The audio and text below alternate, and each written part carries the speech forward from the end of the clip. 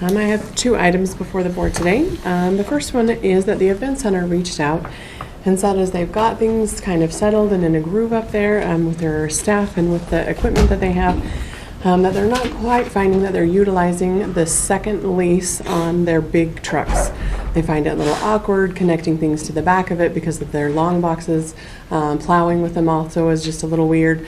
So they wanted to reach out to the commission and say that they're just not utilizing one of the leases and would like to either terminate it, or I wondered if there was other departments in the county that could utilize that, because we have such a struggle getting trucks lately. I would say if they're not using it, I'd reach out to Kyle and see if Kyle and those guys need it. Okay. And if it is, and if there's money in their budget to then assume a lease like that, that's what would have to be the thing. It's not gonna have to come out of there. Okay. But yeah, before we turn it back, I mean, those trucks right now, we'd probably make money off of it, to tell you the truth. But let's see if those guys actually need it before we go that way. I thought of them, that crew up there, as well as the sheriff's office, really have 90% of our trucks. So I would reach out to both of them and just see if there was a need within, and honestly, I would even look into 2023, just because we have such a struggle. Yeah. I would probably say that Road and Bridge, because the sheriff's office, that's a 2500 series truck. I don't see anything that they're going to need to pull, and that's a big diesel. It is. I would say that if Road and Bridge doesn't need it, I would say then that you turn it back in and get something different, because the sheriff's office typically uses 1500 series trucks. Lighter. They're in the GMs is where their fleet is right now. So. I don't know if they really like the trucks anyways, just simply because of all the stuff they've got to put in the vehicles. Yeah. Even with the tonneau cover, it's Yeah. just not ideal. Well, and that's what Unless they're using it outside patrol. Yeah, they pull some of their equipment, but they're not pulling anything big enough, I don't think. And that's why I say, Road and Bridge, see if they want it. Okay, perfect, great. I will reach out to them and see if there is a need and or funds, and then come back with the commission either with a recommendation to terminate the lease or to move forward and have it switched from event center to. It's actually pretty funny at the event center, the golf carts, the little minis, the little stuff, that's actually the best because they can actually get in. We need to look at probably some of those side-by-sides that are a little stronger that can pull, you pull a trailer or something on it. Because Drive on the grass. if you drive over the grass, with that big truck, you'll bust every single sprinkler head you hit. So, Right. cool. And the second item that I have before the board is that weekly update. I was so hoping to have Commissioner Moser here because we missed him last time too. But, so it's the same things that He's tracking, he's read it. Right? But I made a few adjustments that based on the ones that we talked about last time. We added days to completion on there. We reordered the way that it sits. I still have yet to find a good way. I still agree with Christy that to not list those things, the dollar amounts twice. I just haven't found a good way to. Why don't you do a comments column, and then you can include $75,000 for architect fees, because right now it looks like we have $825 budgeted. Right. And we don't. So if I did that though, what would you recommend though I put on the architect line then? You wouldn't. You would just include the architect line. Merge it together? Or Merge just it. put phase 1, architect fees, $75,000. You could break by phase. Do that. Okay. Okay. Or you could reduce the jail room to $675. So I thought about that, but then it doesn't match our budget. Yeah, so I didn't like that one. But I don't mind the comments though, Comments on Right. Yeah. cleanliness. right? You might want to change that. It's also a jail project, not a sheriff project. Yeah. I know those are kind of interchangeable. Put in budgetary line items. If you're going to look at funding, Gotcha. you probably want that List and it as- medical bay listed as jail. Yep. Will do. I'll make those two changes and then look at creating those comments to follow suit. Yeah. Cool. No, I'm good. Your financial review column won't be that big, so that should give you some room Oh, for right. comments, call them Mhm. out to the Mhm. side. And real quick, your admin flooring, that budget, I'm not sure where you got 70, should be 72.5. Oh, so that's what Levi gave me because he did pull from several different places. And I don't know how, but. Two different lines if you look, or not two different lines, but two different parts of the project. But yeah, it's 72.5. 72.5? Okay. Okay. And we did have a comment with the sheriff's office about tracking and things like that, but I'll need to follow up with you on how that's done. But Teresa had some questions of how that was going to work, and I said that I hadn't touched base with you yet. So we'll get that going too. As far as actual updates to go, changes from last week, we did award the streamlined plumbing that has been noticed, and that project will start here in the next little bit. But other than that, we should have 2 of those move from in progress to active for you next week. Cool. Cool. All right. Are you gonna note anywhere when the project's been awarded, what the project amount is on here? Or is that not something we wanna have? Because like on the admin water line, the budget's 100, but the award came in at 67. Would that be helpful somewhere to note that? Because if you're gonna track things, Show unders. especially if you're over on the financial review, So that was going to be a part of that. Would it be helpful to track it prior to the project being complete? Well, that's a good question. Where's- Even though we budgeted 100, but we only awarded the bid for 67, I would probably rather see the 67 than the 100. or Okay. maybe line through it Oh, okay. and then put 67, or if you do a comments field, you can put If you- awarded at Okay. 67. Yeah, because then Because then you know say you're putting there's water line in and crossings. you hit something crazy in the middle of it, and we find out that, hey, you're gonna have a $10,000 overrun, well, do you have capacity in the original budgeted Oh, right. part? Because if you were budgeted at 100 and we awarded it at 95, and then we found out that we had another problem that we're gonna overrun, we would understand whether we came under, or we have capacity, or we're gonna be over or under. Maybe you do just add a second line below that. So here's our budgeted line and here's our awarded line. And that way, I don't think it would mess up the It'd keep your- column too much. But it would make it And to I where like that very quick. progression too. Yeah, that shows very either quickly you would capacity or know, not. Mhm. hey, because how many times is a project, if it's under, that's great, and then we know that that money will be returned into the reserve fund. But if you do Yeah. run into a problem, Well, then we're not scrambling to, where do we find? Well, no, there's actually money still in that budgeted line item that was for that project, and even though the bid was under, we do have in case there's an issue. To use. And we could see that, what we initially allocated, what we awarded at, and then what the final What, project came what in at. final completion is. Okay. Yeah, Okay. I like that. Excellent. Great. I will make those adjustments and then come back before you next week. Thank you. You're welcome. Dan, Mr. Kendall.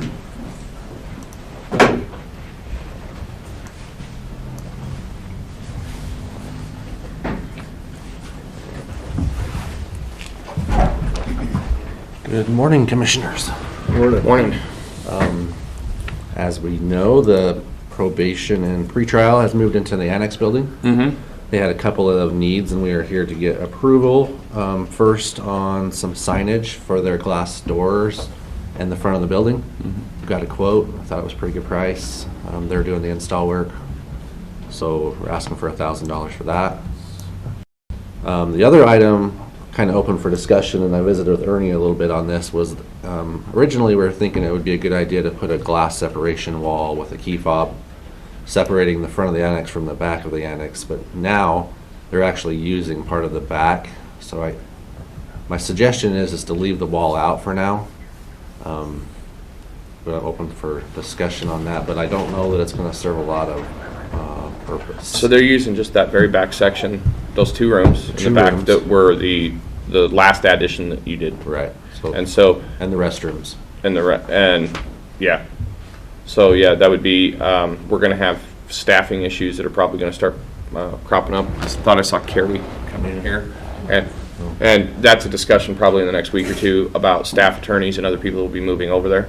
So it's gonna start coming, and so if we need to have that blocked off or however we do that, that's one of those things that, we just need to make sure that, Well, let's hold off a little bit Yeah. until we know what we're doing for sure. yeah. So we don't pave a road and have to dig it up. Ah, you quoted Ernie. I know. He's here in spirit. I'm here see? for Ernie. So, no, that's fine. I'm okay with that then, if you want to hold off on it. Okay. But, yeah, as soon as we figure out that, the kind of what's going on with staffing models, Right. then I think we'll go from there. Because I think there was an intent to probably move Some over there. 7, 8 people Yeah. that way. So, We'll get a better feel for what's going on. I think it'd be, we can always do it later on. I just don't want to spend the money and then. yeah. And I think the only thing you're going to do is just, it's just an interior division wall. Right. With a key fob on A it. key fob on it. Yeah. Nothing crazy. Yep. So, cool. So, Okay, I'm good with that. that'll work. okay, if you're okay with the signage, we'll. Oh, Yep. Where we're paying for it from.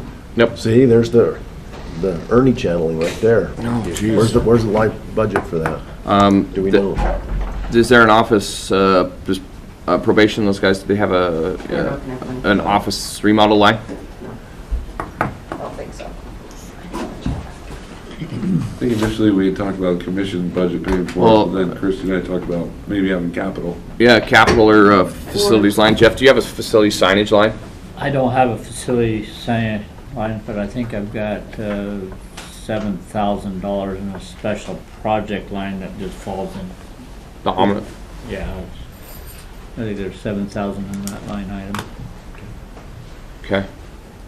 So maybe between repair and maintenance or the annex, there's only 5 in there, but maybe between it and your special projects of 15, maybe between Yeah. those, pay it out of your annex, but then use those dollars, Okay. bottom line. Yeah. Is Good. that okay with should you? work, so. You okay with that, Jeff? Yeah, As I'm long as okay it's with not gonna that. short you. I want to make a motion on that. Mr. Chairman, I move we authorize the expenditure for signage for the Public Defender's Office to be paid from the indicated lines. It'll be, it would be Just adult make- probation. Or adult probation, excuse me, sorry. And then just say Jeff's budget. And from Jeff's facilities maintenance budget. Okay, we have a motion. Any further discussion? Nope. Okay, all in favor, say aye. Aye. Okay, thanks, guys. Thank you, gentlemen. Christie. And Wes, you want to come up for this? Thought I saw Wes in here. Yeah. Oh, he was hiding in the back. Come on, Wes, we want to see your sparkling face here this morning on this brisk, cold day.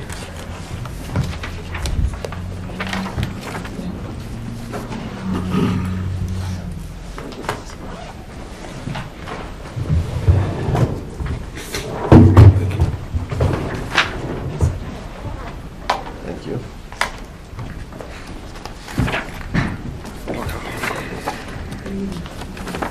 There you go. Not that I'm moving away from you. No, I just don't like going back to the crowd. Sorry. Oh, come on. Habit. Let's see. Christy Clauser, Bannock County Comptroller. I met with Nancy and Michelle. We ran through some of the documents from the, whatever this money is for, the fuels reduction grant. Ran through some questions that we had and also some items that we wanted to point out to the commission. And then we put together what we thought would be tasks for current county staff if this is approved. A couple questions we came up with, which you have in front of you, are will we be taking over the current grant application from Portland Soil and tweaking that to become Bannock County's name? I wasn't sure if that was going to be clear if we were taking over those grants. This would be a new one, Or I the believe. or the grant I think applications. it's just the new ones forward is kind Yeah. of how I took it. I didn't take the ones in the currently operating, because the one that, like for the Big Onion, those that they're wanting to do, those haven't been applied for fully, is what I got the intention, from the meeting. But I know there's- there's one that's already in place, but I wasn't aware that we would take that one over. Yeah. we're Tyre, looking- is that his name? Tyre. Tire. Tyre sent us 2 grant applications that were important of soils names. One was for the Cottonwood and one was for Smith Gulch. See, and I so- think they would be those two are the new ones they want to do that would go into Bannock County's Okay, name. so there's current applications important of soils names, so I'm assuming we would just utilize those applications, tweak them to Bannock County's name? Yes, Yes. yes. But then there is also a fuels reduction one that he said that is ongoing, that's already been accepted. That would not come So there's- to us. Okay. Yeah, but that one's not us at all. That's Okay. just, because that was kind of the question that was asked is the existing, and the existing had, Okay. from what I was under impression, we would not do. That kind of ties into the second question, which is, will there be two projects and they're going to be 2 different grants? I'm assuming. Yes. Okay. And then, is there already a plan in place? And then this was kind of a question for Wes. We have our hazard mitigation plan within the MOU, which, did you guys get copies of that MOU? From Tyre? Okay. I didn't. Can you send it to us? I didn't attach it because I Okay. didn't know, but this was one of the documents that we were looking through. And it just somewhere in there, Michelle's one that found it. It just says that it needs to be part of the hazard mitigation plan. So I don't know if that's a quick, easy adjustment. So that was just something to point out. I'd be looking at Wes on that for, if you can help us track that down, for sure exactly what they would want in there. Now, part of the community wildfire protection plan. Yes. To identify as areas of fuel loading and potential work activities is specific to these two projects? No. Okay. And I don't know if it needs to be specific. And I think the intent is from a community-wide perspective. Okay. So yeah, some of those things may be in there. If there's specific verbiage in there for some of the mitigation projects, I can take a look. Okay. And we can see. Also, it mentions that we may have to have an audit status certification form. So we'll need to follow up on that because I'm not exactly sure what that is. Is that I had to do tires, in tires paperwork? In the MOU, yes. Okay. Then we had the question on who's going to do the ongoing monitoring and maintenance for this project. That will kind of get down into also the roles and responsibilities of the program manager. Yeah. How do we determine what the budget's going to be? Well, now that's answered because we know we're going to take over these two potentials of $240,000 each. We were thinking maybe if we could get the prior plan from Portland Soil, it might be helpful. Again, we can work with the program manager if you guys Yep. choose to take this on. Part of the MOU is that you have to ensure that no income is created from the sale of firewood or mulch. So that's going to have to be something we're going to have to work through to ensure that that doesn't occur. My understanding is depending on the equipment used, it would be more difficult for them to sell that because it may just disperse it within the area. Yeah. Have you ever seen what it's like a giant lawnmower? Well, That tree comes out in pieces. But I was picturing like what the tree trimming people have, where Yeah. they shoot the mulch into the truck and then Yeah, no, it's they supposed to be deliver left it to on my site. house and I use it as mulch. So just, I think you'd have to just have an agreement in there with whatever contractor it is that is to be, That's part of the bid process. yeah, but it's left inside or disposed of, correct, however they do that. okay, And you would have to put it in that contract, any funds that our receipt will be brought back to the county. would have to be returned to the county or to funding organization. Okay. If Christie? Wes, Didn't Tire say that the county purchased 2 of these units in the past? I don't believe we have. No, we had the roadside trimmers is what they were talking about, the brush trimmers. It wasn't the mulchers? Not the cone attachment that goes on a track hoe and they drop it on top of the tree and it just turns it into dust. Okay. once upon a time, there was a question if the county owned a piece of equipment like that, but I think we finally got that cleared up. It's probably been 10 years ago now that we don't. Yeah. So, or we found a piece of equipment and we had to figure out it wasn't ours. Yeah. Maybe it has been 10 years. If Wes is going to be the program manager, we cannot use his money or his wages for match because he's already Yeah. providing match for his grants. We'll be covering, just a FYI to the commission, we'll be covering the upfront costs since it's a reimbursement grant. Tyre did say that we get reimbursed within 20 days, but because this is going to be reimbursed on a quarterly basis, the county will be out a little bit of interest money on monies that we would traditionally be holding. Okay. The same thing with most grants. Doesn't some of that come back to us though in like the administrative fee portion of the grant? Well, if we choose to, well, we'll have to go with the 10% administrative rate because we don't have an indirect rate within any documents that we have.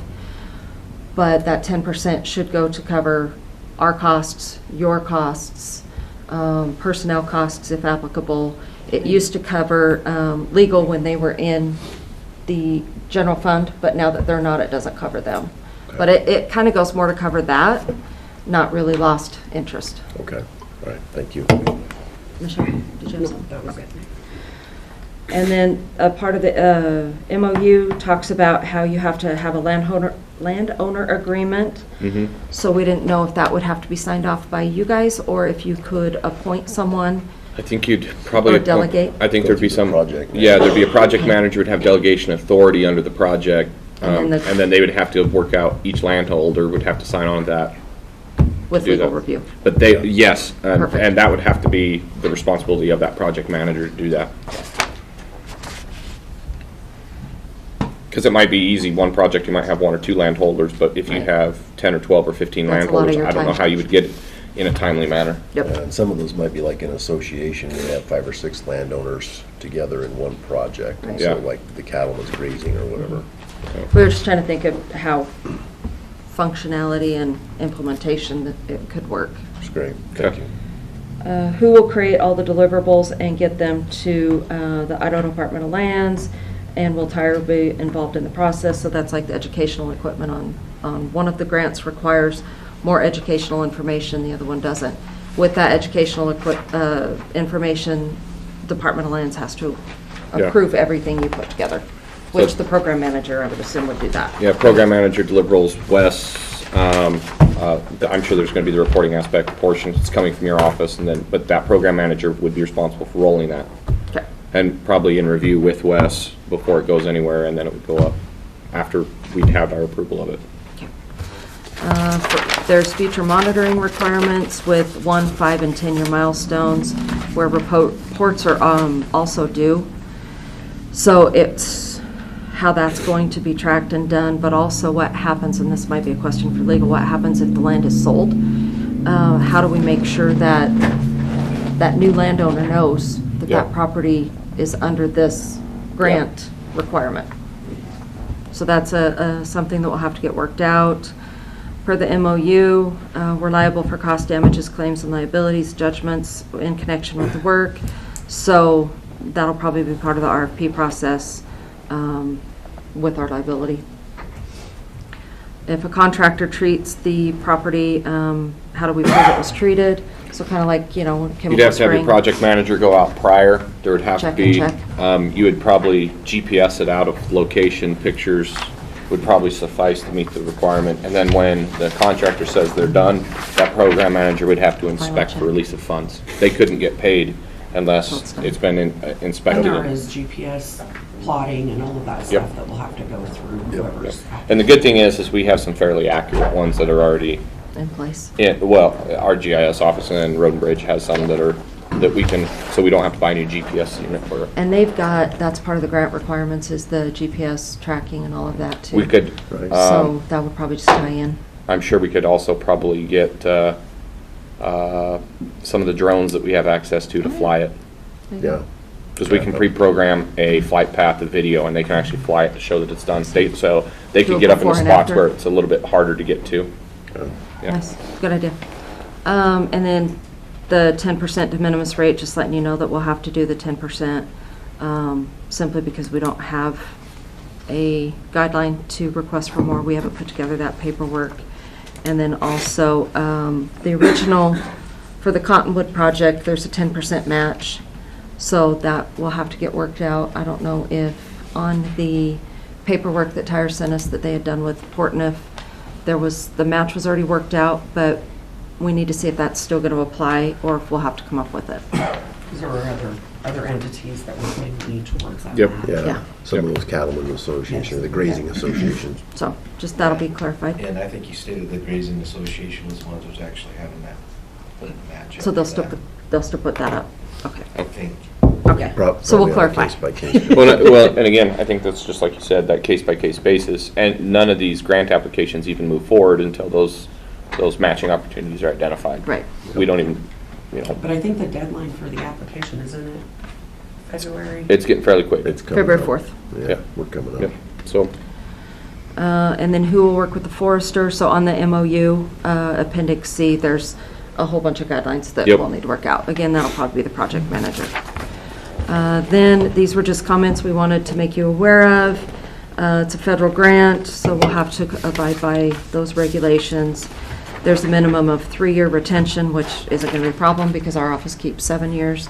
But we will have to, we'll want to make sure we have all those documents in our office so that we can make sure we're in compliance in case we're audited. The funding through the MOU requires the treatment be maintained and eligible for, not eligible for further funding.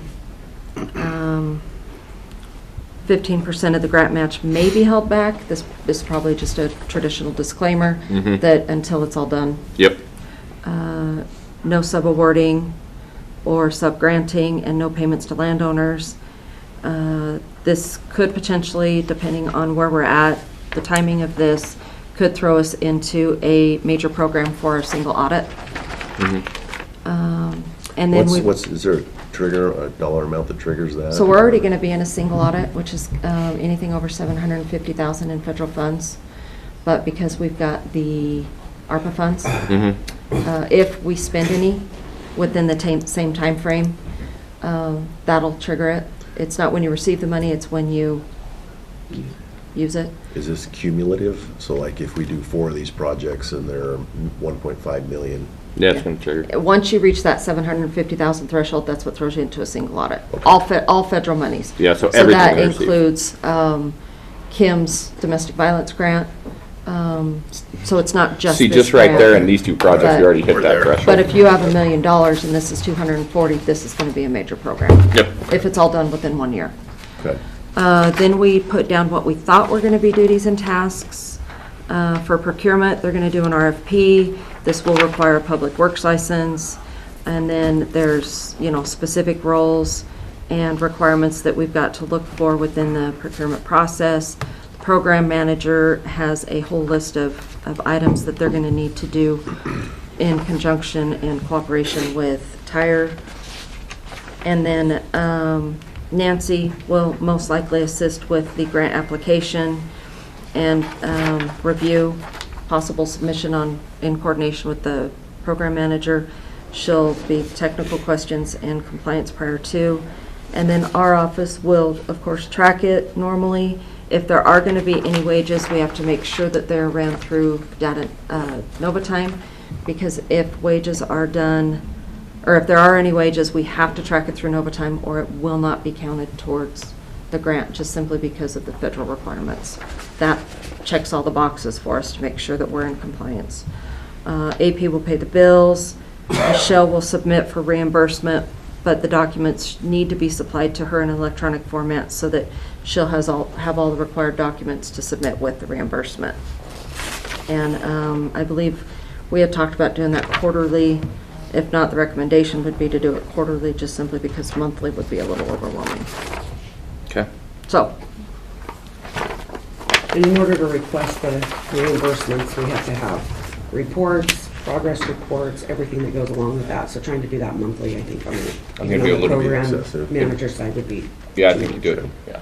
And it can be longer than that. I guess there's a couple notes in there that it could potentially be annually, but I think waiting Oh. that long. No. I and think- financially, we wouldn't No, want to do I'd that. prefer to do it quarterly. Be your- It kind of says something about them working with us to determine what that looks like. Okay. Do you guys see any reason not to do this? As long as all we're doing from the auditing standpoint, it's a good community cooperative agreement, as long as the program manager's going to have time with his other tasks. Wes, she's looking at you right now, man. I know, I can that's why feel he's that. ignoring me. Because this is a long list of things, like you kept saying, well, the project manager would go out and look, and the project manager. Well, And so, it's a major thing, and so he's already got, well, see, and there's A boatload on his- still determination of who project manager will be Right. and all these other things. This is just the high level. Is this something that we're willing to take on? And then as we move through that, then we will need to identify, in project manager, I don't know what that would look like of who, what, when, and where. There's, organizations that want to do it. There's other things that we could do. I don't know, maybe there's a group or, that would need to go, because the problem that you run into with like that project manager, if they're managing 2 of these projects, and depending upon fees and what you're paying them, you have to go to bid for that. That's because otherwise, how do you determine that, project managers typically pay 10 to 15%. Well, on a $200,000 grant, you're paying them 20 grand. You have 2 projects, you're at $40,000. We should be requesting RFP for that then. And my guess is if Wes is the program manager, he's going to need some Well, if there's a question, administrative help but of it some needs to be sort, very pointed. That's- possibly. So I wanted- Um, Yeah, yeah. Wes might need some administrative support, possibly. Yeah, we got it. We're tracking. But- Hold us 1 sec. Yep. But I know right now, our office cannot provide that for him, unfortunately. Okay. So if we decide to take that out of the grant, which I think Tyre said we could try to do, as long as that doesn't take away from our 10%, and then depending on how that position would be created, if it would be a contract, or if it would be a temporary person, a part-time person. That could play in. Okay. Okay. Did you have a question? I actually have a comment. Come on up and you'll need to say your name and, yeah. Of course. Yep. Hey, I am Charity Staggs from the Portneuf Soil and Water Conservation District. So for the administrative standpoint, the district would do all of the legwork, and then you would be able to review those documents before I would submit them to IDL. Before who submits them? I do. That's if we continue to use Portneuf Soil and Water. As the If we project choose not manager. to, then we would be responsible for that. Yeah. Oh, okay. And if it's Like I said, we a were, grant, we would want. yeah, we'll have to go Correct. through and like submitting it aside, and if we're the signature of the grants, yeah, it'd have to be, the work would have to be rolled out, come back, and then the commission office would actually have to sign off for it, would go move forward then. And Okay. reimbursement still may or may not run through Bannock County. Yeah, and so we would have to, and that's part that, yeah, I'm willing to take a look at. We need to look at that and understand that to where we're not doubling efforts. But at the same time, though, there are some of those requirements we need to look at for bid and procurement rules. Just because, I mean, if you have so many grants and some of that, just do some research, make sure we're good that way. Yeah. I mean, I'm okay with those things, especially where you guys are familiar with the process. But there would need to be there would need to be an MOU that would be entered into then with Portneuf Soil and Water and the county, and it would be very specific rules, regulations, just to cover us of, just how that works. But yeah, I think that's something that we We'll should talk about that then. discuss then. Okay. Wes, do you have any issues with anything? No, I think that probably, there's no sense in reinventing the wheel. And Okay. if they can bring the skill sets in and help us to move forward, because this is probably going to be the first of many that's going to be coming into the county. Okay. And I think if we can make that transition, a gradual transition, that's the best thing we need to do. Well, and again, that would be something that we would look at. Yeah, I think we need to get that on the study session, probably for next Thursday. Okay. And move in and go that way, because actually we'll have to see next Thursday. I don't know if we have space or capacity, but as soon as we can get to it, because that grant, we're running out of time real quick, and I don't think we would have the time to go through a full project management search like we'd be doing for normal. So go through that, and like I said, but that would be an MOU that would have to go to Portneuf Soil and Water, and because basically we're contracting services from them. It's just like you would do it for other ones, but we need to have that conversation. You have something? So if Portneuf Soil is still going to be involved, we need to determine which capacity so that it's not a sub-grant or anything like that? Yes, Correct. yes, they would be treated then as like a Contractor. as like a subcontractor, just like you do. So if we went out and hired a contracting group, but we need to make sure that that's spelled out very specifically, so we don't get in trouble that way as a sub-grant. Right. And then all documents will be retained by Bannock County? Well, yes, they have to be Yes. retained in the clerk's office, so. Yes. Okay. As much as I like all you guys, I'm not going to jail for you, so I'm sorry. Well, we could definitely, like administration, procurement of administration services Yeah. kind of Okay, deal. so Yeah. we will move forward then. Yep. Contact Tyler and let him know that we're interested. Yeah, get that for Tuesday. Yep. Braden's not in here, but Tuesday, definitely. Okay, thank Cool. you. Thank you, we appreciate And, that. thank you for your analysis. Yes, Audit Christie, guys, department, thank you Christie, for Thank you. That was doing that. fantastic. That's one of those that we appreciate. Thank you for coming. Wes, Carry on. always good to see you, Wes. And friends. Carrie Hong and friends. That should be a show.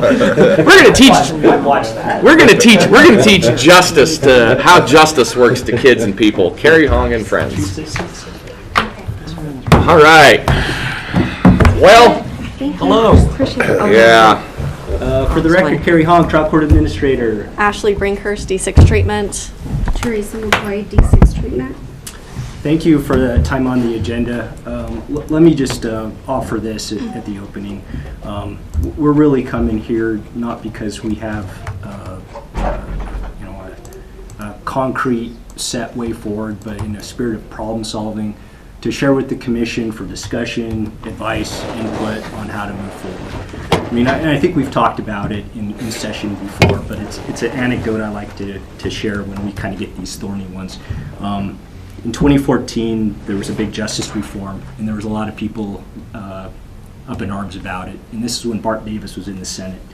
In responding to a lot of the testimony and criticism, Senator Davis said, hey, we've got a world full of critics, but I need more architects. So let's come together in terms of generating proposals that work and throw out ideas to solve rather than all of us finding the warts on the toads, right? So we want to share ideas. We want to hear from the county, because I know there's a lot of different moving pieces on this, both now and going forward. But we also have a sense of urgency that we wanted to share. And it kind of goes to the core mission of why D6 was created.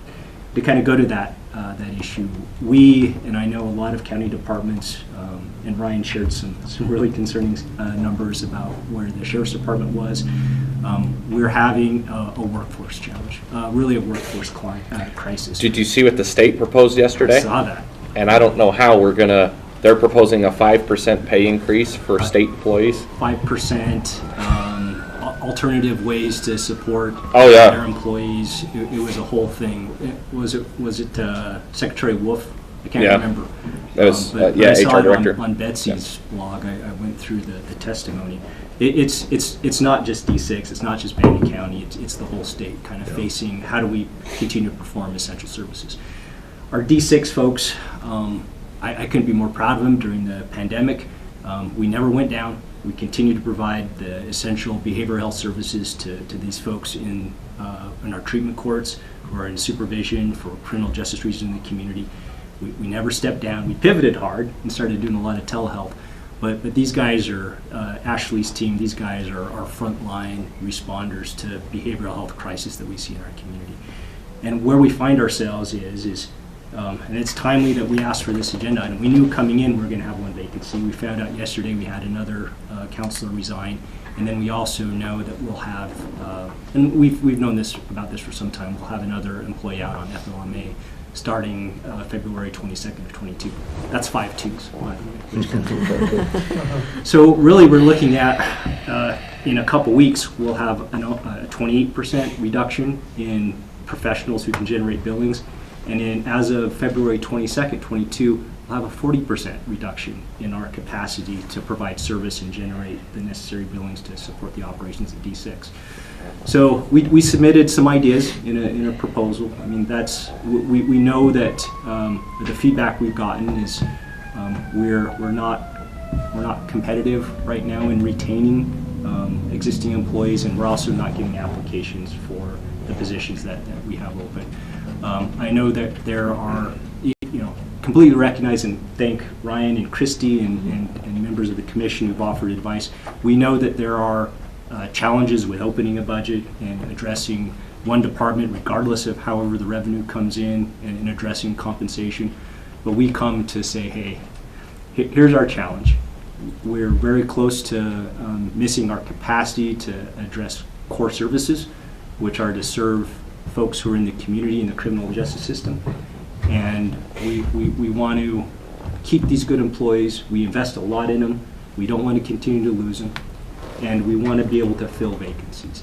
And we want to work with the county on a way that works within the county structure. Our biggest deal is I know this is a topic for the next budget year, where we're going to look across the whole county. But we're in a position where time is of the essence. If we're going to drop 40% of our capacity to serve as of February 22nd, we're really facing kind of a cliff. Ashley and I have talked about options about, hey, do we have ways that we can reduce how much we're trying to do? And it's very narrow, our ability to cut services. Because some of this both goes to the ethical responsibilities of Ashley's counselors to serve. We also have standards of levels of care and dosage that need to be delivered to individuals who are in the criminal justice system. So there might be a couple discrete things that we can adjust, but really it doesn't change the overall, here are the set number of classes that we need to run. We can put X number of people in these classes, but if we don't have, if we lose 40% of our treatment staff, we're really into kind of a crisis of our ability to provide service. So that's the context. In the proposal, we're talking about whether or not we have options or if there's a process to look at compensation to bring it not in equity or competitive even with the private sector, to look at some of public sector compensation for treatment providers. And in the alternative, if there's the ability to look at within our existing budget, whether it's through salary savings, or I know there's the ARPA or opiate settlement conversation, and even potential legislation that might get passed this session, there's opportunities to look at whether it's retention incentives or even hiring incentives. We're just at that point. And I've tried to reach out to my fellow trial court administrators. I've heard back from the 4th District Trial Court Administrator. They have an in-house treatment agency in Ada County. And I know that counties are discreet in how they're approaching it. And the Ada County ARPA pot of money is certainly different than the Bannock County ARPA pot of money. It's about $100 million difference. So, it's a little bit different than what Bannock County has. And some of their approaches, or their approach in Ada County, was the county approved some ARPA funding to help with some retention payments, really looking at these treatment staff as frontline healthcare workers who were providing services during the pandemic. So that's a lot of words from me. Ashley's living it every day. I wanted to give a little bit of time to Ashley to kind of give her perspective of the challenges for D6, and then open this up to the room of architects. What can we build together to help us meet the needs of our community?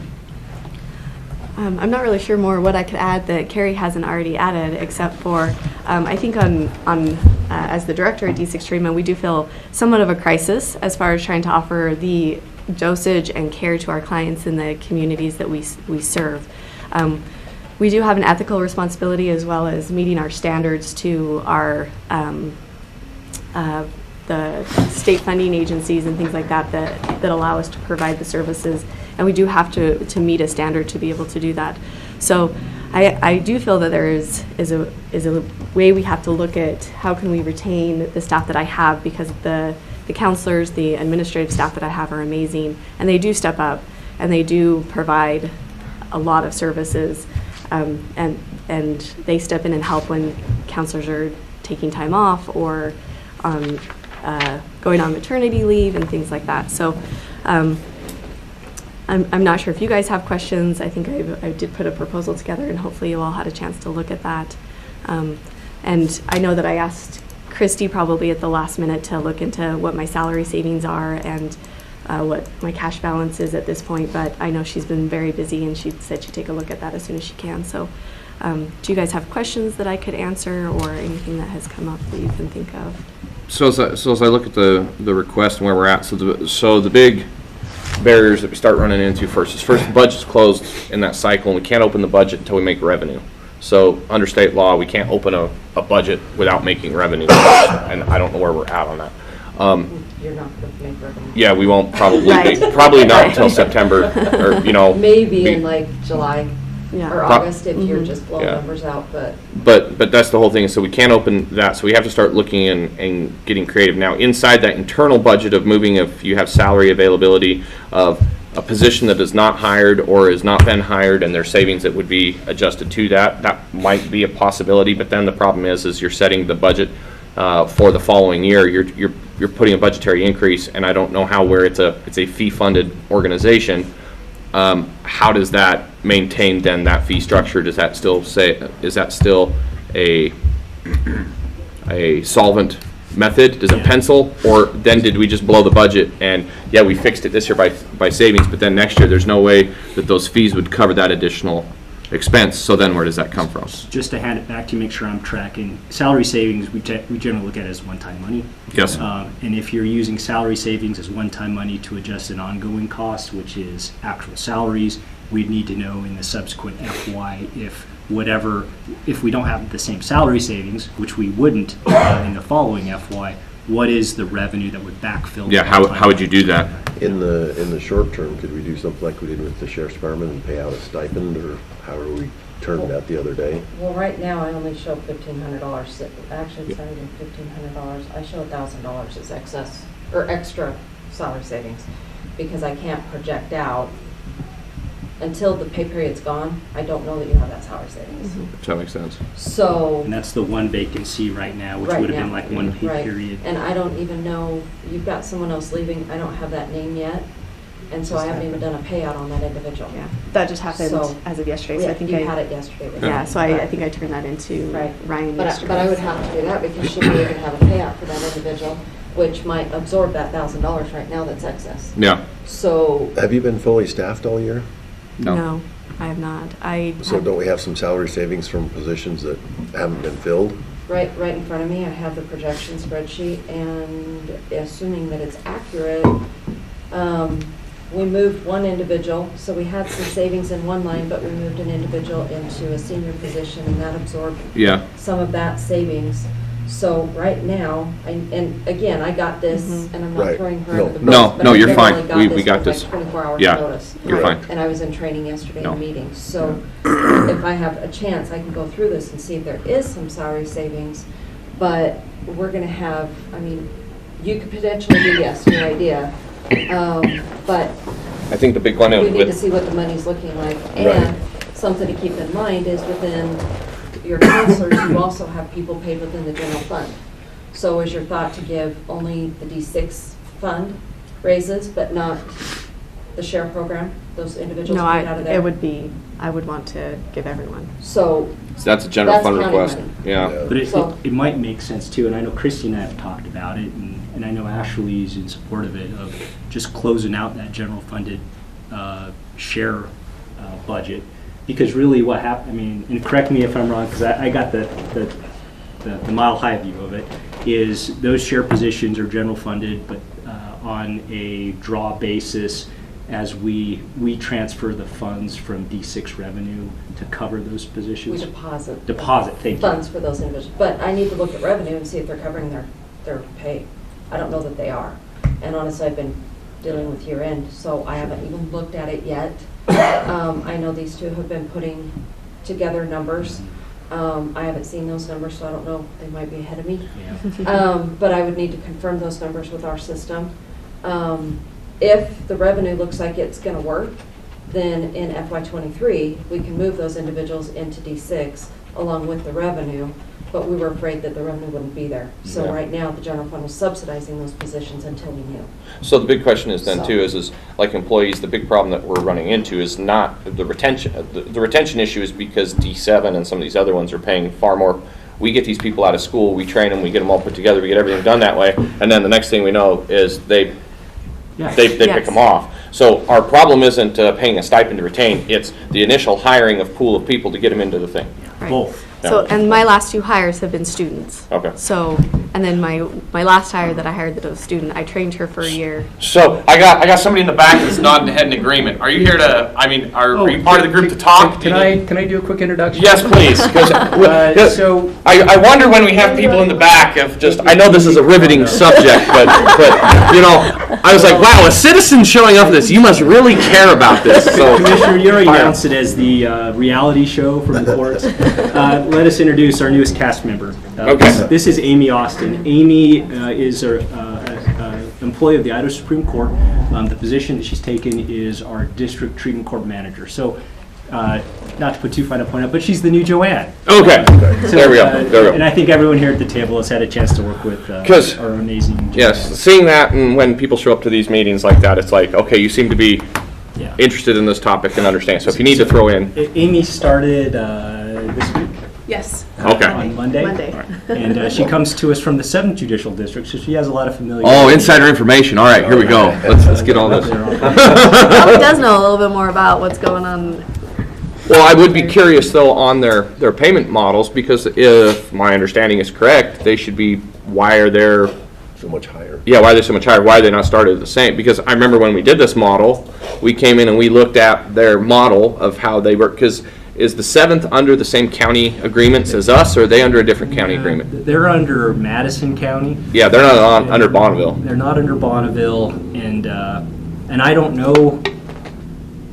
I don't know what secret sauce they have running in Madison County, but they have a very different kind of management approach. Again, I appreciate all you people. I'm not going to jail for any of you. So we have a little bit more hands-on approach here. We know. Yeah, so, and it's. Sorry about that, but me and silver handcuffs don't look good. We looked at comps when we started all this up, but we also looked at it very conservatively because we didn't know how successful these guys were going to be in terms of providing service quick out of the gate and generating billings and also getting receipts. And so while we were guided by what other publicly funded positions were, we came in under because we wanted to make sure that we weren't going to create liability for the county. I think a couple of years in now, we have a much better picture both upon billings and then what is actually deposited from those billings. But also participants. That Also was a big participants. unknown, because you didn't know We didn't. how many people you were going to treat. You had the dollar amount, but if you only treated, We were ballparking. yeah. And we needed to pull so much from Supreme Court and so much from Department of Corrections and so much from J.J. Sutts. I can tell you we've Ashley and her team have surpassed any expectation that I had in terms of the productivity of counselors when we have counselors in seats and their ability to utilize Medicaid as a tremendous billing source and then the other state funding streams. Is Medicaid your primary billing source? Yes. And what's their turnaround? Because you can bill them every week, correct? Yeah, I think we bill probably monthly. We bill within the month because we have to wait for all the everything to be put in. So Teresa bills, I think, monthly for that. And then our turnaround, I think, our numbers, when we look at that, any denied services, so like anything that we're not getting compensated is less than 2%. So is there a way to speed up that billing process instead of doing it monthly, doing it bi-weekly or something to that effect? We could do it weekly, but the Medicaid turnaround is what it is. So You'd probably bill it all and get one check in. Well, that's really what it is. Is like she can bill. She's done that before, where we've had to like submit a claim like at, on a week or whatever. But the time frame is still. We still have to wait 90 days or plus to get a check returned. But again, that's my point. If I'm billing at the first of the month and I have to wait 90 days, then I get that check, 90 days out. As opposed to if I'm billing every week, then I'm getting checks. You're floating. Every week, 90 days out. Yeah, and you could probably speak better to that. And the reason I ask that is I used to work for a mental health agency, and we were billing every week and getting reimbursed much quicker that way. So that's why I asked that question. Yeah, so initially, our goal is to bill weekly on Thursdays for the week prior. But with the amount with us being down staff, the other counselors are picking up all the slack, and so they're getting behind. But on a weekly basis, yes, you're correct. It would be coming in much quicker. Okay. So we're kind of upping our staff is upping up their services. So it just takes us a little bit longer to get the notes in to get it billed out. So and I wouldn't say that it's a long time. It's not. We're talking a few days. So. Well, I think it comes back to we need to have an analysis and understand the billing. We can't change something mid-stride without understanding, are we committing one-time monies to a problem, but then next year we've taken budgetary capacity because then fees don't cover that. And that's, and that was the concern of when we originally had this, was we didn't want to have, and that's probably why those positions were so under budgeted compared to the rest of the state, was that we didn't want to put the county in a liable position. But the problem is now, is if we are successful and we have met that, then we need to look at that, but we need to understand those fees that are coming in, do they cover that $16,388? Because that's what it looks like to meet and match District 7. Mm-hmm. And so from my perspective, as I look at this, I have no problem with having that changed, but we've got to answer, that is the question, is if we have salary savings or whatever we have right now, does that still cover the model next year? Because the second that we do this, we can't undo that, and that's the problem. And we cannot do something where we're then going to be in a liable position, because that's, you all saw what the state's doing, and we don't know how we're going to, because those general fund people, if they're not moved over, or they are, or however, those are the questions that we're going to have answered. So I think my recommendation would be is we need to get about I know you're extremely busy, but if we could get one of the people in your office to help with this, maybe some analysis, even if, it's too bad we don't have Lexi anymore. This would be a perfect. We just need to get the revenue in. I can do the revenue side if you guys can tell me what your total billings are. I can take your billings, compare it with the revenues, and then we can look at expenditures, and we can make sure that we're going to be able to, one, fund moving share into D6 next year, but then see where we're at with potential, because if you do raises next year, Yeah. then If, unless those raises are going to be the same as what you do next year, one, we don't want to do raises this year that are going to be more than what we're going to propose for next year. But if we follow the model of just doing maybe retention stipends, which is going to open a big can of worms countywide. well, that's why I said the big problem with these guys is not going to be the retention, it's the hiring point. And that's the problem, is that the others start so much higher that they're not going to fill these. Because right now, people coming out of university, driving to Idaho Falls or driving or staying here, when you have a difference of a couple $1,000s right off the bat, they're going to look at, you know, those other areas. And so I would say is what we really need to focus on this is if we can do that and we have capacity, there might be some stipends out of savings this year, but we have got to get those positions changed, and we need to probably mirror identically District 7. Because then there's no question, but we have to have the financial capacity to do that. And it cannot be a liability to the county. That's the biggest problem that we have. And I think one of the numbers, if I'm hearing you correctly, what we need to do is look at, do I have, based on the salary that we would like to hire, project, based on how many billable services do well, and not just billable, receivable. That's receivable. Yes. Well, and yeah. So our receivable income, can a receivable income pay for the position that we project? Yes. That's what you're asking. Yes, how many services need to be provided? We look at it as services. How many services need to be provided weekly to pay for the projected amount? And I think we could come up with that number. No, you should be. That number wouldn't be difficult for us, because we know exactly what each person has to bill at this point to pay for their position now. So we look at, when we do our revenue report, or when we look at productivity numbers, which we provide, we look at I think we provide Carrie with that information monthly, what hours that they bill and what's their amount of income that they bring in. So that number is not difficult for us to be able to project and give. So, but we could project the number, but I can't guarantee. I mean, it's hard because that's based on the counselors. Well, and the counselors that we can fill the seats. Yeah. Well, and that's the whole thing. It comes back to is the $16,388 that would be asked for the request to change this. If we change that, at optimal 90% class occupancy or whatever you're looking at with the counselors that you have on staff, does that income from receivables, not the billables, does the receivables then cover that liability? And if that's the question, or then it's the pass-through, I'm okay with doing taking a look and getting this fixed, because we are not, you're this far underneath, District 7 will pick off every single person that comes out of here. Can I ask a question? I know we've talked about this, but as I look at our comparison with us in D7, we have treatment counselors and senior treatment counselors. They've got, looks like 3 levels, right? They have multiple levels, yeah. Many more levels than we do. And so if we're trying to mirror, do you think that it would be a good exercise to have more than just the senior and the treatment counselors, or do we need to have more levels? I think we need to have more levels. I think that's something that as I think you're looking at your project that you're going to be doing this year on the HR level, I think sitting down with us and kind of looking at different levels based on, student versus a clinical master's level person is going to be very different, and different levels based on experience and things like that. Yeah. I think that's a project I definitely would like to take on with you. I understand that that's not something that we're going to look at right now, and hopefully we get to. I don't know with D7, and I could probably I can talk to the director.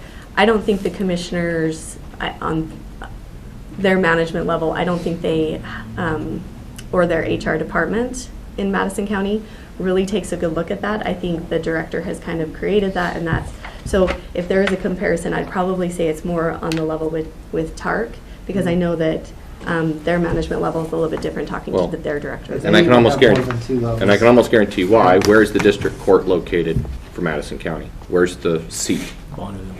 So you have a county commission that does not oversee or deal with anything in the district courts outside of District 7. And this is the problem that I'm going to need to address with the state legislature. their commissioners don't know what to look for because they don't deal with the district court the way we do. We have a much different relationship because your office is here, you guys are here, we're the county, this is the the seat of the district court. Madison County is not.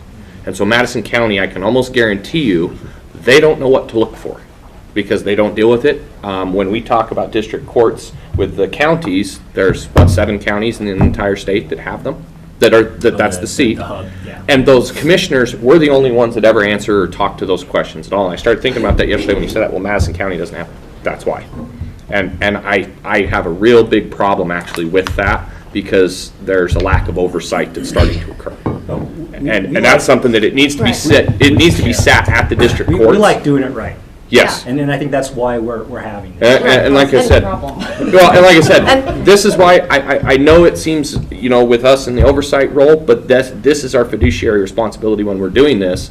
And that's why I don't mind having these agreements and doing that. Yeah. But that's why when I start looking at Madison County last night and what's going on, that was the aha. Yeah. And so we need to probably...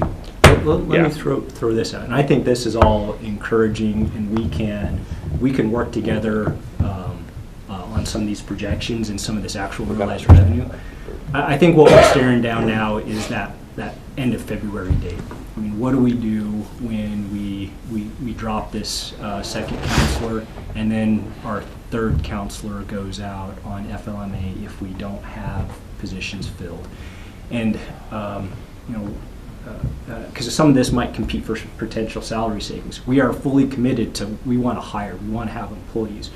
But if we can't hire and we have an obligation to maintain a level of service, we got to we got to look at other directions. And I know we've talked to the commission about getting contractors in to help us, because really the only reason why we're floating right now is our executive director, who's hired to lead and strategically plan D6, is basically carrying at least a full caseload. Yeah. And then we've also overloaded all of our other employees to fill the slack. And so when we're looking at how do we get to where we can do this comprehensive analysis and come back and say, yeah, if we're using salary savings to adjust compensation on a one-time basis in this FY, how do we assure the county that we could pick it up in subsequent FYs, and then also come back and give the full billing, revenue, pending, denied. And those are kind of the buckets we look at money. Money we've cashed the checks on, money that's been billed in relation to those cash checks, stuff that's been hard denied, and then stuff that's in float, the pending stuff between. So, Christy, what do you think your timetable is to be able to do something like that? Well, can you start sending me reports you guys share with each other? If I could have those, that would kind of help me out. I can give you everyone since we started. Okay. I mean, I could. Cool. Teresa does a By great the job end with that. of this month, we hope to have this current fiscal year caught up with Tyler, which will give me the abilities to look at revenues for comparison years and expenses, but then you give me the billing information, hopefully by, I can't say the second week of February because my auditors will be here, but hopefully by the end of January, I can have something put together with looking at revenues and expenditures. Could you get us not even as deep a dive as that, could you give us a swag? I mean, what I'm looking for is really what you're looking for is we need to understand those entry-level counselors that you're wanting to hire. Right now, I think the key to we'll use this as military terms, the 50-meter target that we need to shoot first is we got to get somebody hired, and so we need to look at that initial salary point right now. And maybe everybody in staff, hey, we're getting there, but right now we need to get some people hired, knowing that we're going to create a salary compression. We will, and and we're tracking nervous. And making you nervous. I know Ryan's over here going to throw a pen. He's going to borrow Christie's and throw it at me here in a second. Well, but can we get those initial people what if we adjusted or something that way? What if we, instead of a salary adjustment, what if we give a hiring bonus? You could do something like that with the monies, but we need to know what's... So I can look at, whoa.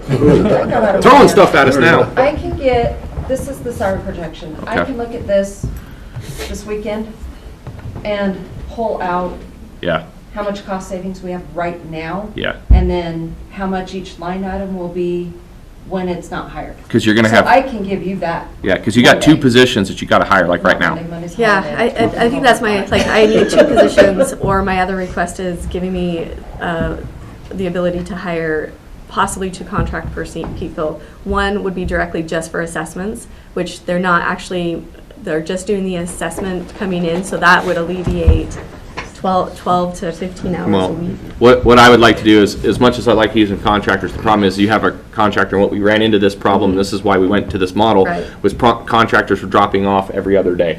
We don't We don't want that either. We don't want that. But I've got, I'm 100% in Yes. agreement with you, and I would love to move in that direction. And I think it's just something that I need also for you guys to be considering is if I don't have somebody hired and ready to go by February 22nd, I'm in a really bad Yeah, pinch with so that's why I say I would really like to move on this as fast as possible to understand that entry level. I know it's gonna create a salary compression issue. I know we're gonna have problems that way. We have got to get initial entry people, because if we contract and then the contract drops or whatever, then all of a sudden we have 30 days to try and fix something. And I would rather say, hey, what does it take in those 2 entry-level positions to get at a competitive rate that's equal to those districts around us, Twin Falls and District 7, because they're killing us right now.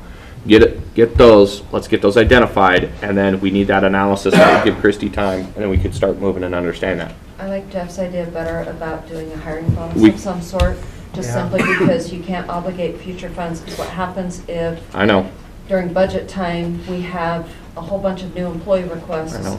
Plus, you want to try and implement a new salary plan. I'm We're just not hoping they don't get funded. somebody that they want to hire until after your report, because then we can just make it a salary adjustment instead of a hiring bonus. Because the thing that makes me nervous too is when people are looking at, well, they're going to give me a hiring bonus right now, but nothing guarantees me my wage next year, where we are already, does that make sense? Yeah, but you didn't adjust sheriff or jail employees. I know. That's a I know. That's a much more, Well- leading I know. issue, just simply Well, because it's mandated. I'm afraid the courts and might, it's a public safety issue. I'm afraid some Can you courts just might find get. us how much money we have to play with, and then we can make, I told you I'd do that next right, week. right. On Maybe I sa- can- on a excuse salary, me. if we did a hiring bonus, can it be paid out over time, right? You can do that. Because we want to keep them in the seat too. Yeah. So that they would have to realize it over 6 months or something like Yes. that. Okay. Yeah. Yeah. Yeah, and once we have those numbers, I can work on strategies and specifics too with Well, Ashley and let's, Mary. Mr., well, I don't know who's chairing. One of you chairman. I can turn it back over to There her. you are, tag, you're in. My suggestion would be, we need to have, kind of move with haste and understand this. I would ask that we have Ryan coordinate with Christie and Ashley, and let's try and get this, what we need, whether it's a hiring bonus proposal, or whether it's a salary proposal, what that is. Get us that 95% solution and get it back to us as fast as possible, knowing that you're gonna lose a third person on the 22nd. And we need to, Can we put it back on the schedule for next Thursday? you could, Does that- I have no problem with Does that that. give you time? I'll have this done, like I said, I'll have it done by Tuesday. Okay. Because I've got all weekend to work on it. Well, Then let's do And we'll- Well, no, I come in late. I had another appointment, but I'm dead set against wage increases in the middle of budget. I mean, that's just always been a county policy. yep. And I know here you say that you are, but you're not part of the county, but you are. And whatever policy, whatever procedures we follow, every other department wants the same thing. Yep. So it's something that we have to look at very, very seriously. Yes. So I appreciate more than one option, more than just say, we want to raise. I appreciate the other options. Let's look at that, and how that will affect. Commissioner, I just want to say, I think we appreciate that we're part of the county. I don't want to say that we're not part of the county, because we appreciate all the services and all the help that we get from the county. I think just being able to note that our part of the county is a way that we provide revenue, as our department provides revenue for our positions. So Yes. that's the only difference that I would say, is that Okay. we try not to appreciate- use tax dollars for you. We try not to use the tax dollars to cover our part of the county as far as our department goes. But we appreciate all the things that the county does for us, and that everybody at this table, I've asked for advice and help, and everybody's been willing to do that, so. Thank you. We good with that? Yes. Okay, let's All put right. it on the schedule for next Thursday then. Go forth and get it done. Let's get it, Right. and hopefully the state doesn't decide to do another 5% on top of what they proposed yesterday. Thank you so much. Thank you. I Appreciate your it. time. Thank you. Appreciate your approach. Whoa, my head spins when the state convenes the legislature. Veterans Board. Veterans Board. And this should be. So you've seen we've had a very wide plethora of things today. I'd say, especially you. That's why I'm like, so I need to go through and make sure it's all right. All right. Okay, so you guys are, okay, we're just clarifying this. This is the Veterans Board for hopefully the next year, right? Yes, sir. Right? Yes. Not changing again, No, right? we're not changing. Okay, thank you. Whole new board, whole new attitude. Okay, well, Hey, Ryan, Ryan, guys. we'll either need you guys to go outside and doctor. Thank you, sorry. Okay, thank you. All right, please introduce yourselves. Right, I'm Teresa Villalpando, president of the Bannock County Veterans Memorial Association. I'm Gary Truscott, and I'm the president. Denise Muncy, treasurer. Miguel Delmick, the building historian. Are we down one? Yes, Lance. Oh, okay. Lance. I was like, did Our we change treasurer. something? No, Lance he is our works. secretary. Okay. So, He's probably on vacation, so. well, he'll Out to take his lunch. cruise today. He is at work. Oh, okay. Sorry. Let that be noted in the record. No, wait, just first of all, I'd like to appreciate, or, say thank you for making some time to get us in and getting, some faces before you guys to know who you are and who we are. We are obviously the new board. Each one of us comes from a different veteran service organization. Every one of us 100% committed to doing the best that we can for the veterans of this community and for that building because she deserves so much love and attention. And really we just are excited to start something new, to start a change in the mood and the atmosphere and everything that does and does not happen with the building. So just wanted to make sure that we got this space time with you guys and went over a couple of things that, obviously we needed on our end, but then as well what we needed from you. This is our expert. Not really. I'm just the guy that's been here longest and. Qualifies for expert. Well, so a little bit of just background for us. So I am in the military. Ernie and Jeff both have children that have all served in the military. And so that's the funny part is this is the parents' perspective of having to send the kids off to war, and we're the perspective of being there. And so this is a very pro-veterans board. This is something that we've all believed in quite heavily in making sure, but then there's some things that we run into and how we do this. And this is always something that we try and explain. The way that funds are provided for the building. If it's not part or bolted down to the building of something that was originally there, then those funds we don't cover. We cover the cleanliness, health and human safety, cleaning products to make sure that people aren't going to get sick, those kind of things. We cover the water heater goes out in the building. That would be something that would be done. To buy a new 50-inch TV in the back of the room, that's not going to be covered. Now, those funds that are generated off of rents and use of the buildings, that's where those are done.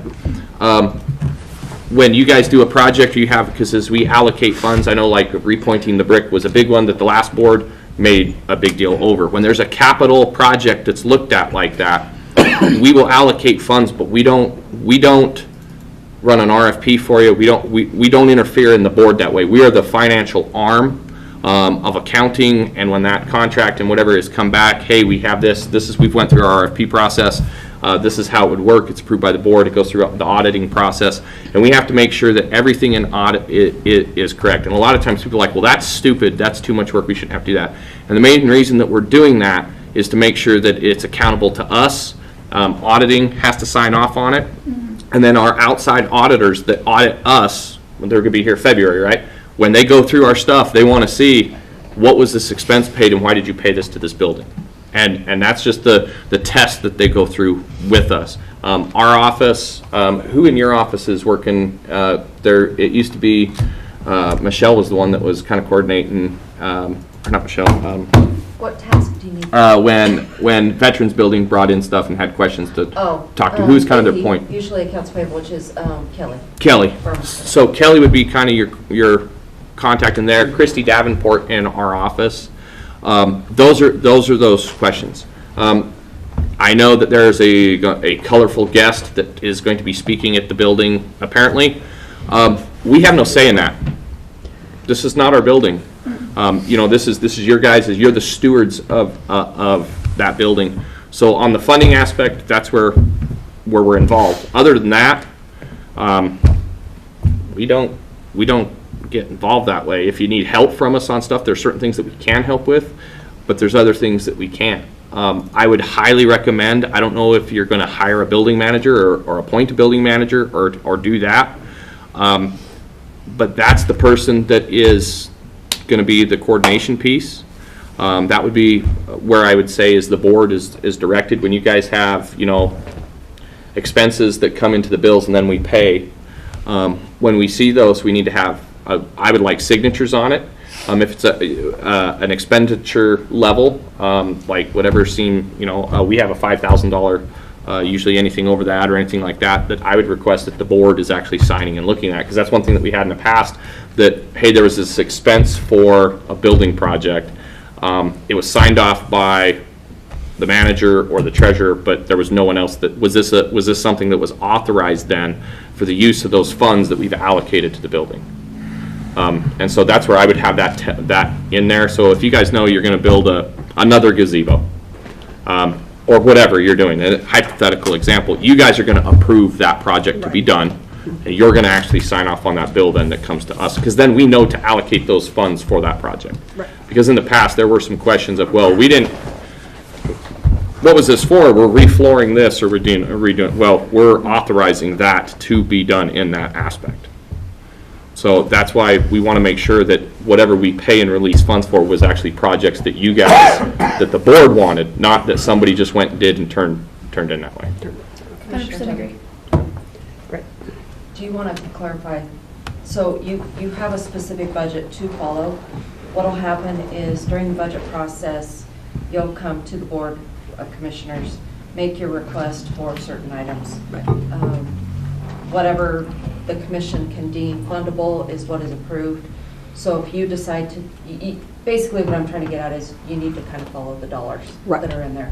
So if you choose to deviate projects, I don't know that the commission needs to approve that. They may, but just make sure you bottom line hit that. Right. Okay. Now that you've turned over to a different system and everything, I know that. Got that taken care It's of. been a little bit of a nightmare. Well, It's been fun. It's still working, yeah, I know. That thing I need to have a copy of, so that I can have something to, So you don't, even though it's, I You don't haven't have that? received the that. budget? No, Okay, that should have actually come to you like I in know it. August. in Okay. August. We'll get copies, that's not. Okay, I can get you good. that That's just a super, question. super easy. That's easy. That's okay. That's me. I think I already When got you- one of yours, okay, but if that's not, okay. When you need something, you email me and tell me what you need. Okay, I'll get it to that's the only one that I really need to have, to make sure that I have something to you. So you know how take much to the spend. president, so the two of us can come in and coordinate with you, right? Okay. So as we go through budgetary cycle, then you guys will need to sit Yes. down and you guys that need is to. usually done? We'll be sending out budget sheets around middle of April. Okay. And that all is coordinated through my office. Currently, it's Katie that would probably send you the information. Okay. That's subject to change. Okay. But we'll send you out the budget sheets. You'll put together your request. You'll return that to us. We'll schedule an appointment for you to meet with the clerk and staff and the commission. Okay. And then that's when you present your plan. And then we work the process from there. Okay. And we'll just continue communication until the budget's approved. So that's where you guys need to be, because like, I know there was, Lance was talking to me this weekend about roofing issues, siding stuff, that kind of stuff. Yeah, we do have an issue. So there are things Couple that way, and we're gonna get to emergency issues. You have a piece of soffitting or fascia or stuff that's falling It's down. falling. That is the emergency to correct, and there's funds in that you may use to correct that Okay. item. But the emergency to replace the entire roof, Oh, no. or stuff like that, that's where you guys as the board have to make those determinations. I mean, because now if the roof is completely failed and you have water pouring into the building, that's a little bit different story than, is there soffit, is there fascia? And that's where you guys are using as the powers of the board. You guys are the ones that are actually making Right. that call. That's not a a change on, now, if, where you guys had that capital expenditure where they were talking about repointing bricks and stuff like that, that was the last point, because there were some issues and problems apparently with that. I've heard and answered a lot of questions about the reapportionment of those funds for something else. Well, those funds then would need to be for a different capital project or something that way. Or if you're not going to do that project, let us know, those funds will be held off. Anything that is not used in your funds is held in a reserve, but it's not going, if it comes out of the Veterans Levy Fund. Now, just because we're authorized in the county up to a certain percent doesn't mean that that's always taken. But once those funds are taken, I always hear this, well, you guys just take it easy. No, it's against the law to take funds from the Veterans Levy and move them somewhere else. If they're not used in that year, it's put into a reserve account, and then we look for budgeting and stuff in the future. Everybody always says, well, what happens when the boiler explodes and breaks? That's an emergency situation because of health. We're going to address that, and you will go forward to that. But there are those things that way, that's where we address those in budget. I have a question, because I went through doing these, the bids for the roofing. Are we required to do a bid spec before getting a bid? I would highly recommend it. I would highly recommend it. The big issue that you're running into is when you start bidding out, and we're doing a roof right now, and that roof is big enough on that building that you're going to have a lot of contractors that they will gut you on price unless you know specifics. Okay. So, and that's your scope of work. That's what you're asking them to do is on that roof spec is we're asking you to remove the old roof. You're going to replace it with a TPO membrane. You're going to do this, or what, I'm just hypothetical. Whatever you're doing, make sure you have that put together that way. And then I would always in those projects get a couple different quotes, because everybody's buddy that's just going to come give you the thing we found in the past is usually way more expensive than just having it quoted out.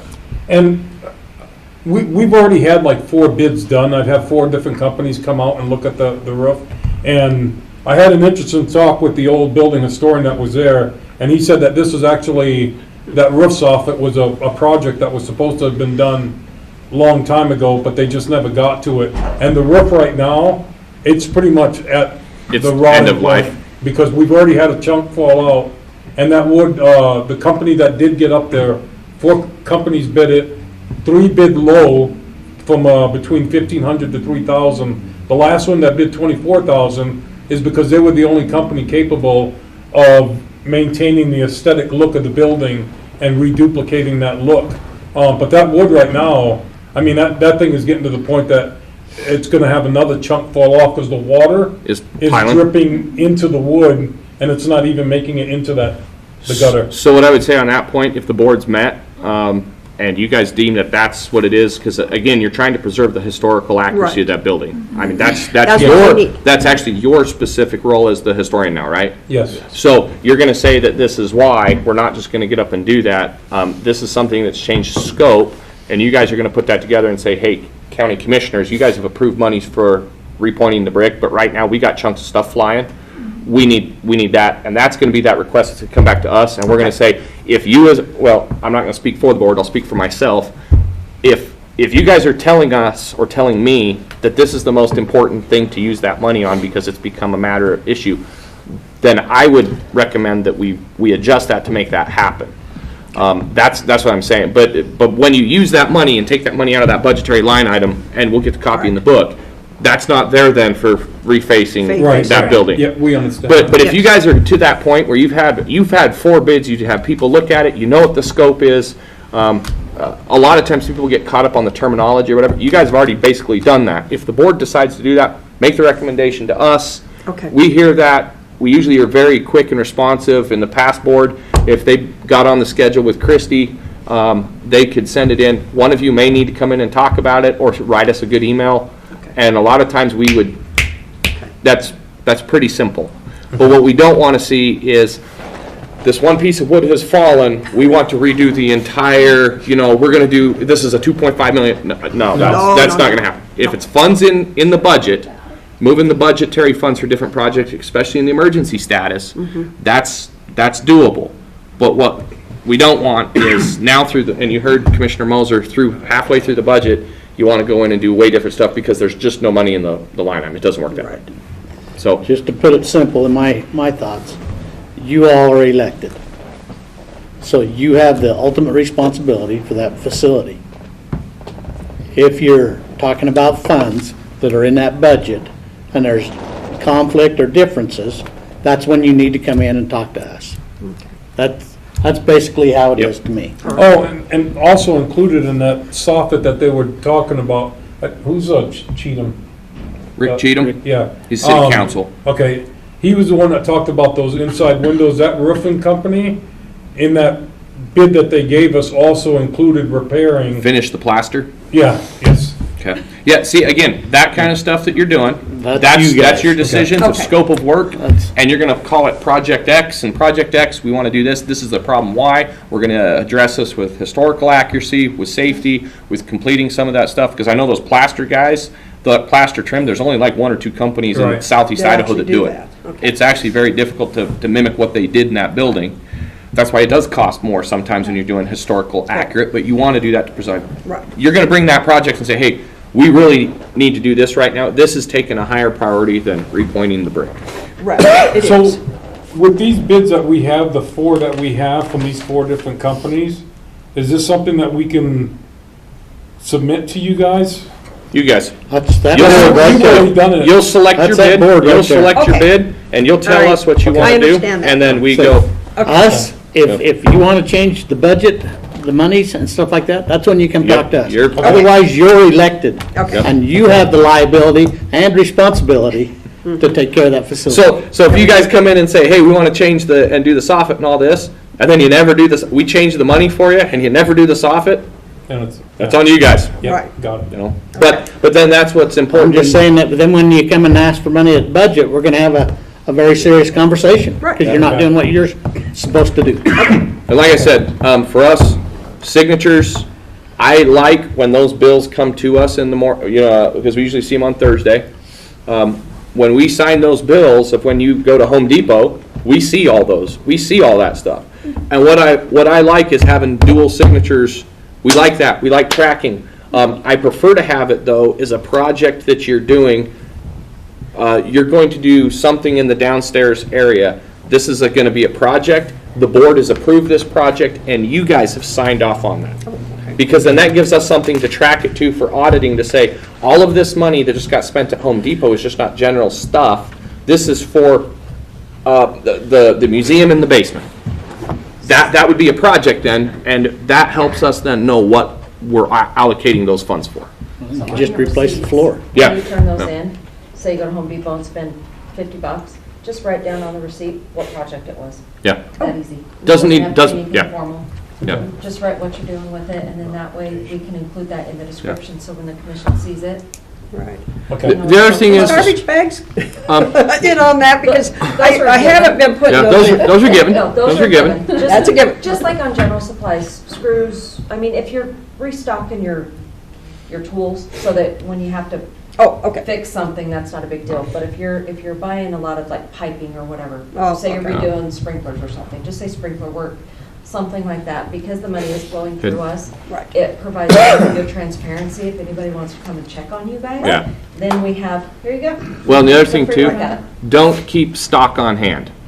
I've tried to tell people this makes me irritated, is we buy stock on hand. Oh, hey, we had to have a pipe project, so we did the pipe project, but then we kept $4,000 of copper pipe on hand, because that's an accountable item. Well, then who's inventorying it? Why is it there? What's, It's a disappearing item. yes, exactly. Don't do things like that. Don't, people think they gotta hoard stuff. Well, then that just makes accountable things, and we don't wanna go there. It'll be paid for when it's there. The money's there, it's set aside. You guys have it. Right. Tools, I would highly suggest that you keep a minimum of major tools off of the books. Don't buy those things. We don't want an entire wood shop in the basement that has accountable stuff that how do we account for that and keep it from walking off or going wherever when in 10 years, somebody comes back, well, where's all these tools that you bought? Well, That's right, we don't have any. well, but that's, and you need to have, just like we had the tool room in the motor pool, you go in and you check it out, how it's done. That's where those things need to come from. The other thing is I wanted to touch on some points of like rumor and contention that I always hear. Thank you. That's gonna be my question. People want to ask about like funds and how we release monies. We do not give cash. We don't write each one of you a check for materials or something like that. That doesn't happen. People say all the time that the building manager or one of you guys is going to come in and get a check for $80,000 and you guys are going to have that money. I had an individual that I had to talk ad nauseum about a week ago about this. That doesn't occur. Funds are not released to an individual person. Christie's office doesn't cut a big check to somebody to go do that. There's no more, somebody was saying that we were given a bunch of money for the women's prisoners to come in, and we were paying like $1,500 a month, and that was cash. It was just building, and there's the slush fund of like $20,000. I don't know who's making some of this stuff up, but I can walk into that office right now and ask for any dollar that has been spent in your guys' fund, and Christie's office can track 99.9999999 repeating a long way out, because that's how good and that's why I say is you guys, and you need to know that as the board, to understand that the accounting process is there to protect you guys. It's there to protect us and protect us, the taxpayers' dollars. So while you're there, you receive funds for rental. Where does that money go? How do you guys handle that? Goes into our general fund. Right, everything goes into a general fund right now. Okay. So, and then how do you pay people out of that general fund? With a check. No cash. No. It's all check. how's the check So released? Pardon me? Check release, 2 signatures, Two approval. signatures? Yes. I would highly suggest cash is not allowed for payment. No. I know that this is, any on I hand. always tell people this, is people want to walk in and pay for use of the building. They'd want to walk in with a handful of dollars and say, I want to pay for this. No, I pay cash for my breakfast every time. Yeah, Well, but I mean like, if this happens, Yeah. there's usually 2 people Yep. that will be there, that money's counted out, there's a receipt given to that person. We also take a copy of that to go with our deposits, Yep. so that we have a tracking of the fact that there's $200 worth of cash. Yeah. We always have a tracking system that any money comes in. I have a copy of the receipts that we get. That way I know that this has been cash for a deposit or something. I always have some way to track that money Yeah. and then put into the deposit. Well, and like I said, if you guys can take checks for like rental use of the building, any of those big dollar items, that I would highly suggest. But that's just, one of the problems that you always had is, somebody donated money to the building and gave somebody $500 and the $500 never got there. Right. Yeah. I mean, Well, It's definitely a different board with a much larger focus on a CYA that was not there before. yes. right. Yeah. The other thing I would, and I'm gonna tread lightly on this because we are in an open meeting. There has been conduct of members or people that frequent that building. There was a complaint a couple years ago about a certain individual that involved a county employee. We have county employees and stuff that are there, and people that are in and out. And it is your job as the board to ensure that discriminatory acts, sexual harassment, all of the sharp training that we had to do in the military, all those death by PowerPoint, all of that stuff, we got to make sure that doesn't happen, because, and this is something that has to be enforced, is if we are limiting or restricting people from being there, it then causes an issue of how public funds are being used. So it is your guys' responsibility to make sure if there is an issue or unsafe or that kind of stuff, you guys have got to be on top of it. And I would highly suggest that you err in the side of caution instead of the side of popularity. Because there are things that, like I said, we can't talk about in public that are HR issues. We have our HR director here. that we got to make sure that those items are addressed. And if there ever is an item addressed, you guys have got to take that very serious, especially when we're conducting elections in the building, because we do use it as a voting place. It is an awesome place. The clerk's office loves it. We love it. I think it's great that one of the spots to vote is the Veterans Hall, that it's the people that have represented our country and fought for it give us the right to vote. But that's just one of those things that you guys got to be extremely mindful, and I know it's going to be difficult because I don't know what it is. I've never seen people fight over so many different things. I'm just like, come on, man. This is, Has everything calmed down in your office? It actually has. It actually has. I do appreciate you guys for that, so thank you. Sir, if you got something like that, would you notify us? We will. There will be a notification. If we have a complaint that comes to us, there will be a discussion. There'll be an executive session that we can close the doors, and because personnel matters are not there. If there is a major incident or something, it will not be us. It will be reported to the sheriff's office then, Right. or to the city police actually, because that's the jurisdiction that it falls under. Right. But like I said, the main thing is we want to encourage, and it's the goal of the county.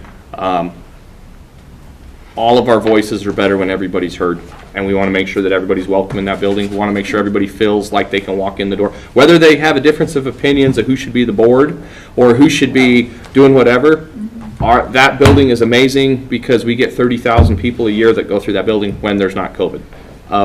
But those are the things that we want to make sure that if there is an issue that way, that it does need to be addressed. Because all of us are there. I'm green, some of you are blue, Air Force colors or Navy or whatever color the Coast Guard is, bright orange. But that's just the things that, and if you guys have issues that way, please come. Space Force. I don't even know what color they're going to be. Black. Black? They're black, It looks like Spock. But that's just, the kind of the things that we do have to address is any organization that we have funds with is we want to follow, we've got to follow those basic things that way. Absolutely. Do you have questions of us? Honestly, some of my questions were just, you guys having been here for a little bit, what had been the major problems, that you guys had to deal with, or what you, on an outsider's, perspective, have seen or heard, or, what you had thought about the building itself. But really, it's just, you kind of touched on that already, the different things that you had heard or we would have to address. And then, really, we as a board are trying to change the way things run there. Obviously, the transparency, the accountability, and the general all-around attitude of the building and what its purpose is here in the county. So things had been a little, shady in the past, and there had been, a handful of things that had come up and had some attention negatively on the building, but we really want to change that because that building is a gem, and not everybody gets a building for veterans, and we really need to appreciate her and get her out there, the way that she deserves to be. So I just want you guys to rest assured that, we're in it for the right reasons. We're here for a long haul, and hopefully things can really change around for that building. And on that note of, that you mentioned earlier of Ammon Bundy, the lady fooled me when she set it up, because she never told me it was for Ammon Bundy. So I found out afterwards. And I tell everybody, this is the funny thing, the freedom of speech which we fight for is not the speech which we like, it's the speech that is heinous which must be protected. And that's the thing of us in the military, that I'm not fighting for the right of the speech I agree with, I'm fighting for the speech that I disagree with to be heard. And so, but that is to the board though to decide in those aspects of what's going on. If there's safety issues and concerns, but you must treat it. Yes, I'm a member of several of the VSOs and had to sit in some of these spots, and I understand the decision that you're going to be in. I would just say whatever the policy is that you set, that policy is followed, and you don't make exception just because somebody likes somebody or dislikes somebody. And right. Yep. And I've already gotten a couple calls from the FBI on Mr. Bundy being there at the building, so they're tracking him also. Well, and again, like I said, it's one of those things that we had a group when I was the historian of the building.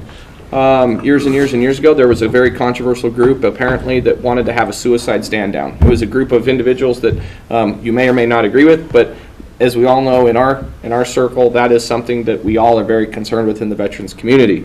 There were some people that took issue with it because apparently they had a different perspective. And so there were some individuals that decided to go out on Facebook and into the public and make some very, very, very derogatory, negative, bad comments. And I know maybe that might have been how the military used to be in Vietnam or World War II, but as Department of Defense policy states, the inclusion of all soldiers, sailors, Marines, airmen, Coast Guardsmen, space cadets, I don't know what they're called now, and I would highly suggest to follow those guidelines, because we are not a military that is all homogenous. We're a very different color. And so it's one of those things we need to just make sure that we're not excluding people because of our own bias, but what's there. Great. One last thing. I think last year we talked to somebody over there at the building about some red chairs that we have out here in the hallway. Oh, yeah.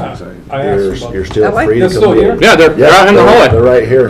I'll walk you out there here in a second and I'll show you. Yeah, we didn't have any ideas, so. We need more chairs. You guys come up with that Always logo? use chairs. I did. Is that them? Oh, really? That's mine. Yeah, I did that. That's the first thing. So we didn't have a county logo when we came in. I We know, had, because I came up with the similar logo with the building, with that same, almost, With without the seal? touching the flower, but I was like, well, now I can't use that logo. the river, the Portneuf, I'm sure it's that color somewhere. We do have that fish in our county. We do have the flower. The trees right there on the left are actually, if you drive through Income, I took several pictures and they merged these together. The trees are right there on the left as you drive into Income. There's that Sorrel Road area. Haystack Mountain in the top. The eagles, for some odd reason, look like seagulls on this print. Those are eagles for the golden eagles that we have out in Marsh Valley. The mountains, Haystack, Pebble. We got a bald eagle that frequents Yeah, our the bald eagle. event center. Yep, hangs out and fishes. So I have one question for you. Yes, sir. Is this board going to continue the breakfast? Mm-hmm. Yes. Yeah. Yeah, we didn't do it January 1st because it was New Year's Day, but we still do the breakfast the first Do Saturday. you still do the steak dinner? Yes. Yes. And I've never Second made Friday. it to it, but the breakfast is very good. Thank you. I always go, I used to always go to steak dinner with COVID and sick kids and everything. It's been kind of a crazy time. And then breakfast is hard to get. My 6-year-old and 2-year-old are not very motivated to go to breakfast. I don't know if you want my 6-year-old throwing stuff. 11. And it's still $6. No, it's fine. That's it, yeah. Yeah. Well, the breakfast itself is AMVET's Yep. organization. The dinner is the American Legion. Yep. But that is part of our hopes, is to be able to provide more events for veterans down there to come down and hang out and, you know, build that community and that camaraderie again, you know. We still having veterans coffee rolling? It's been a little bit since I've been to one. Yes. Yes. It, unfortunately, a lot of it runs on Tuesday, Thursdays is when it was the main ones, and our main meetings of the county have always been on Is that Tuesday, the- Thursday. Actually, we do it Monday through Thursday, because Yeah. I'm usually It's there a Monday third through week. Thursday. So, Yeah, just to come and go. cool. Well, we'll need to start. Thank you. We'll do a field trip. Field trip for sure. Yes. Are you All right. guilty? Alrighty. Hey, thank you for your time, you guys. Thank you. Thank you for your time. You got one last item? No, that should be. Yeah, well, no, we got Oh. Ray. Braden? If you guys hang out a second. Yeah. not us. No, we got one item with him, but if you'll hang out just outside, I'll be out there in just a second. Mine should be a little bit quicker.